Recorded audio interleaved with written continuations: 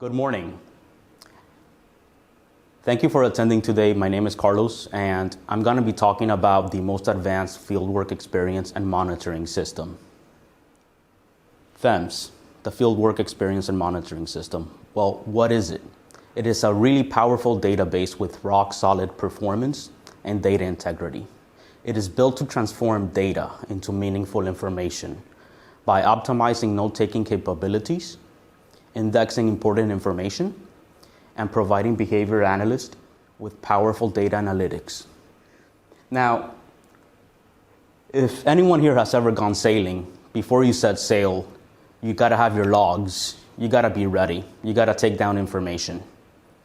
And a good captain knows that before you take off on a journey and let that journey begin, that it is important to keep accurate logs documenting the trainings that have been done, the materials that you have on board, if you have enough supplies, if the people that are with you are well trained in multiple areas that are necessary, like CPR, in case anything was to happen overseas, and if they know how to navigate the ship. Very important stuff. And that is very similar to the field of behavior analysis. We have to be very good at documenting our fieldwork experience to know what we're doing. And the BACB Code of Ethics encourages the same behavior that is encouraged for a sailor to take off and navigate away. We have to document our fieldwork experience, the trainings that we have given, and who we have trained, whether it's a caregiver, a client, or a supervisee. Because keeping accurate records is vital to ensure accountability that is necessary in the field. And we are accountable to multiple people, our clients, our supervisees, and other organizations, for example, insurance providers that we have to report to. This right here is chaos. This is the traditional form of documentation. It is pure chaos. The only good thing about it is that it's good for billing. That's it. Outside of billing, not good at all. You're gonna run into trouble because with this type of chaos here of documenting what happened, what's going on, there is no way you can have a global perspective across time. There is no way that you can competently, ethically, and safely do your job and monitor the supervision of others, the training of others. There's no way you're going to be able to determine that from this chaos of it having everything bulked into the notes. The captain would be lost if he had to depend on that type of chaos of documenting things, which is why they have multiple logbooks to keep track of materials, reinforcers necessary to keep good morale on board the ship. Very important. And we have to do the same thing. We have to document correctly and efficiently. Now, imagine having a small caseload. To some, that might mean 4 clients, 4 supervisees, 9 clients, 12 supervisees. It all depends where you're at. But still, a small caseload paired with that chaos of condensing all the notes into one area, you're not going to have a perspective across time. You're not going to be efficient and effective. Are you going to be reading all those notes? Are you going to be aware of your own behavior? No, you're not. Because there's several things that you want to have from your notes. Be efficient, effective, identify safety concerns that happen during a session. For example, you were out with a client, he was on his skateboard, wasn't wearing a helmet, fell, landed on his head, concussion. What are you going to do to prevent that from happening ever again? Those are safety concerns. What about medication changes? Are you going to identify medication changes if your supervisee reported on it but didn't inform you? When was it that a medication change happened that was reported? Was it an increase in dosage, decrease, discontinuation? You need to identify that quickly. What about team meetings with other providers, speech pathologists, doctors, occupational therapists? school meetings, IEPs. You need to find that information, and you need to be able to find it quickly when it matters most. Same thing with caregiver training. When it comes to being effective, there are many variables involved. To navigate smoothly, you have to keep in mind that the crew depends on the captain and the captain depends on the crew. It's the same thing in behavior analysis. I depend on my team to have a smooth behavior intervention plan implemented. I depend on the people that work with me, and they depend on my guidance. And the last thing that we want in the field of behavior analysis is to navigate through murky waters. Imagine that you're sailing through a vast and dangerous storm without proper training and support. It is very difficult to navigate unknown water, especially during a storm. Now, do the people around you have the training that they need? Do the people that work with you are aware of their own training and their own qualifications? They may be not, and you may not have a fully developed understanding of their qualifications unless you have that accurate logbook to let you know how well they have been trained, to let you know how well you have trained people. Now, the good news is that FEMS can help. After you have served for some time, you have learned that every storm is unique, just like every client that we serve is unique. They have unique problem behaviors, they have unique way of doing things, and we have to adapt. But the key thing is experience and documenting the experience that we have for each population that we serve. Because in behavior analysis, all that we know is that there is a probability of something happening based on the history of reinforcement. Same thing with sailing. If you have been trained and you're in a storm, you know what to do because you have been trained. You have done it multiple times. You had a teacher instructing you what to do. Same thing here, behavior analysis. We train our people. If the client does this, you do this. If that happens, you respond this way. And I'm going to show you now how FEMS can help. Now, the data entry forms in FEMS have been constructed to transform data into meaningful information, as I mentioned before. To have a global perspective across time, which is most important because that's how we measure behavior. Across time, not just on what happened in one single day. And it's going to help you identify key components quickly and efficiently. Let's take a quick look at this chaos over here. The traditional form of documentation. The one thing that I definitely want you to take away from this presentation is that you're not going to be diving to the ocean floor to find information anymore. You're not going to be going back trying to find keywords. Oh, where did this happen? When did it happen? You're not. It's going to be super easy to find information because it indexes stuff for you. Right here we have a small portion of the form.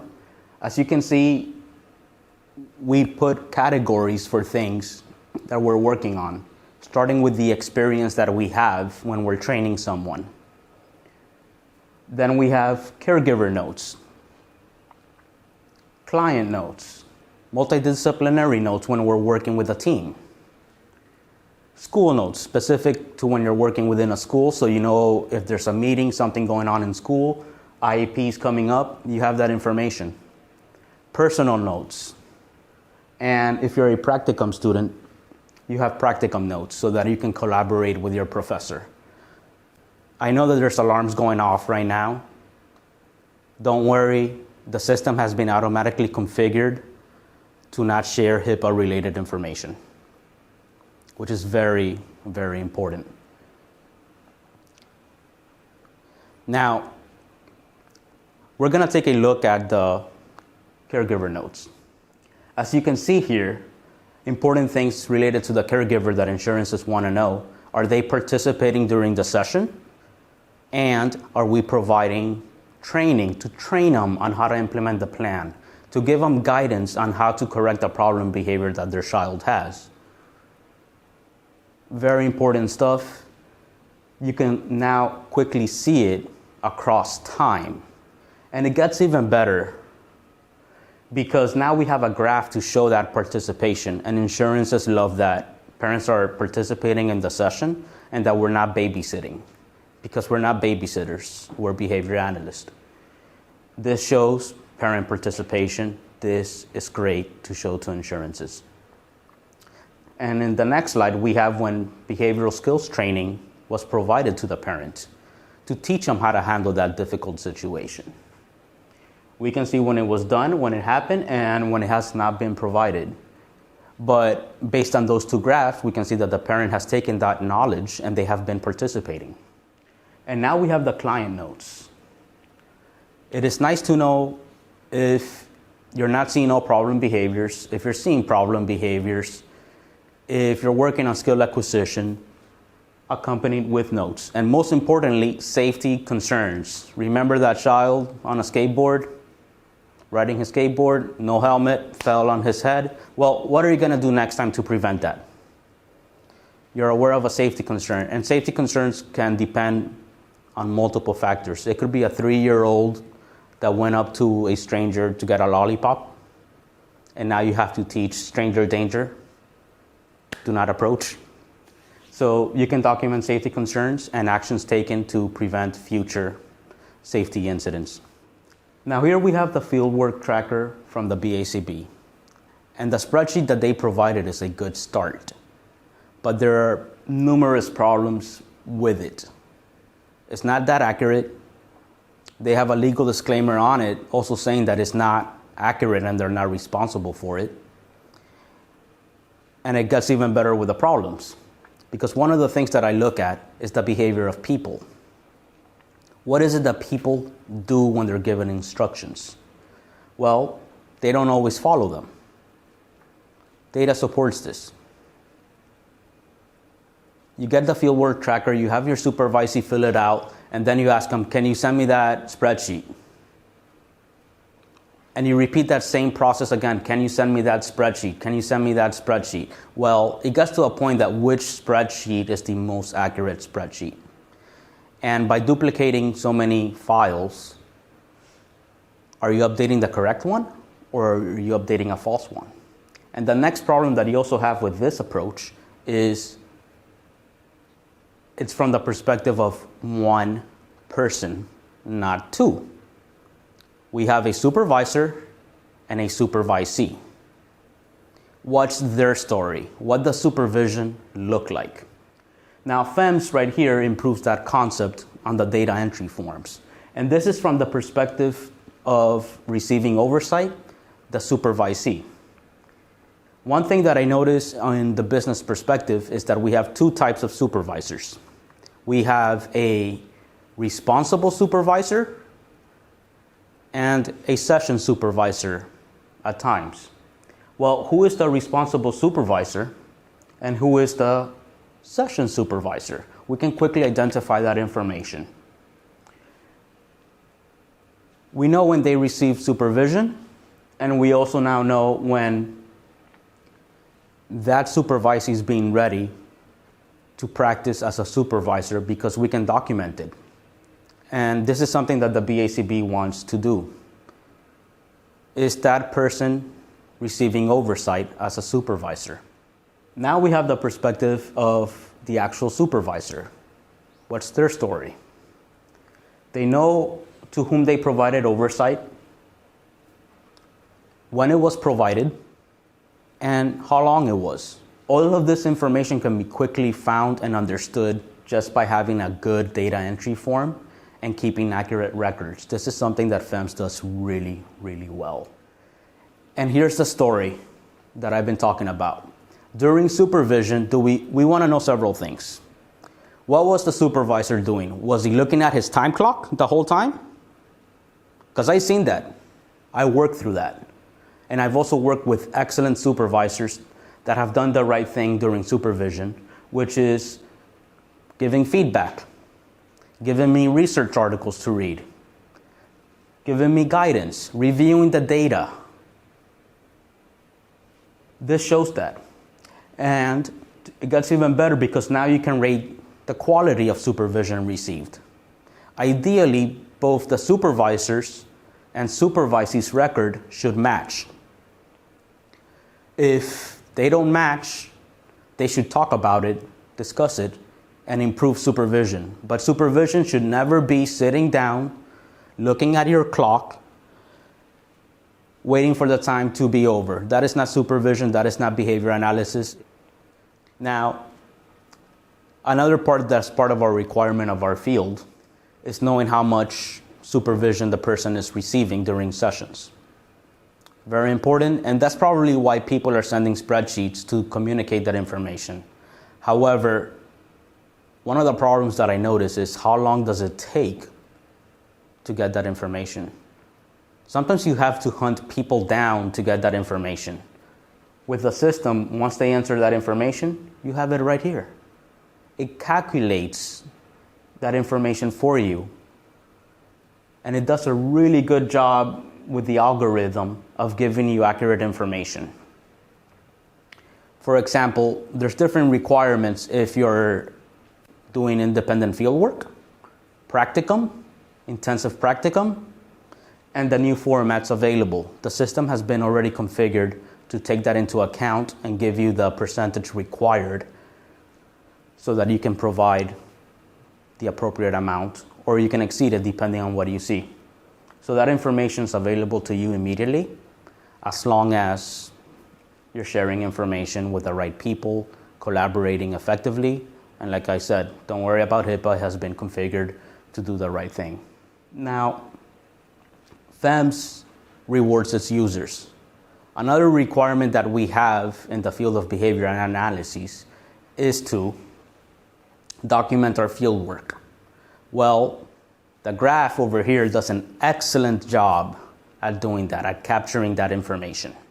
Will you send a dentist to the hospital to work on, for example, on brain surgery?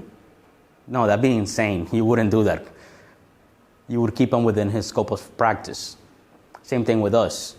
If we're gonna send someone to do something different that's beyond their scope of practice, they need guidance, they need supervision, they should read articles, whatever it is, that information here is captured to give you an accurate projection of what the person has experience with, so that you too can make ethical decisions when you're working in the field of behavior analysis. And it's also a great marketing tool for you, because now you can show what your years of experience look like. And it takes the guesswork out. This is specific to students enrolled in a practicum university program. And the system allows, like I mentioned before, allows collaboration between the two, so that you can help out your students better, because you're going to be having a lot of information going back and forth, trying to guide the students to be good analysts in the future, trying to learn from the students. What are their needs? Well, the tool helps you overall fine-tune your ABA program to match your students' needs. And that is a great thing to have for your students available. Now, all the features mentioned thus far are part of our premium subscription product. Good things about it, your data is backed up for 7 years. If you stop paying for 1 year, you can still log into the system and you can access your data entered. Your data is also protected against corruption, and the reports, like I mentioned, are extremely accurate. You're in good hands in a HIPAA secure and HIPAA compliant system. Now, these top 4 features are not only for our premium members, but we also have a free product available, and that involves the BACB task list. Based on the task list, we are required to be competent in each component that's available. So when you're working with that supervisee, you're documenting what have you trained them on, so that you can have an idea of how knowledgeable they are within each critical section of the task list. The system gives you that information in an easy-to-use Likert scale that you have first, which is most important, not rated. When you assign a goal and they haven't done it, there's no way to rate them. But you give them that goal, and then you can decide if they need improvement, if it's fair, if it's good, or excellent. If it's good and above, the system will give you a percentage of the task list components needed so that you can feel confident sending them to see a patient. easy to use. This is what the form for that looks like. It's part of our free product. We want you to be an amazing analyst in the field and have all the training and support you need. It is available to both supervisors and supervisees.